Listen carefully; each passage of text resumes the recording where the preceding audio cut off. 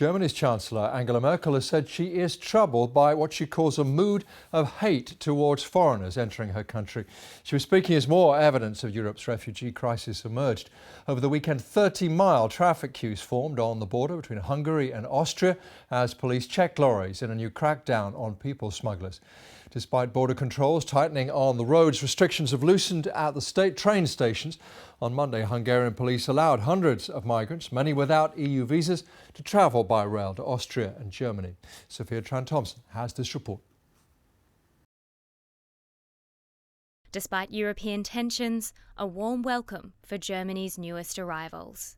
Most of the passengers disembarking this train see this as their final destination and a place of safety.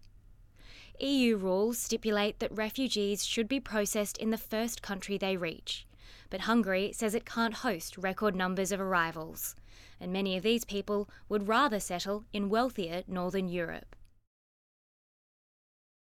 This led to chaotic scenes when the authorities at Budapest's Keleti train station allowed hundreds of people, many claiming to be refugees from Syria, to board trains heading west, despite many lacking EU visas.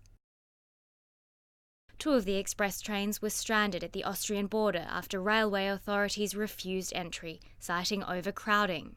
Subsequently, some on board disembarked and continued into Austria with regional trains. After arriving in Vienna, many of the migrants continued their journey to Germany without interruption from the authorities. There was no need for intervention. Everything happened calmly and there were no incidents. What is important now is that we figure out how many people arrived. Several trains arrived in Germany throughout the day and night. Some migrants were offloaded in southern Bavaria, others carried on to Munich. Hungarian is good people, everybody is good.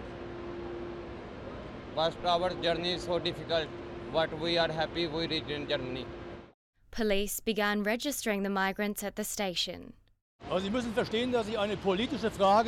cannot comment on a political matter, but if the routes to get here are to be made easier, we can assume that more people will continue arriving. It's unclear where the migrants will be taken while their asylum claims are processed. But for now, most see this as the start of their new life in Europe. Sophia Tran-Thomson, BBC News.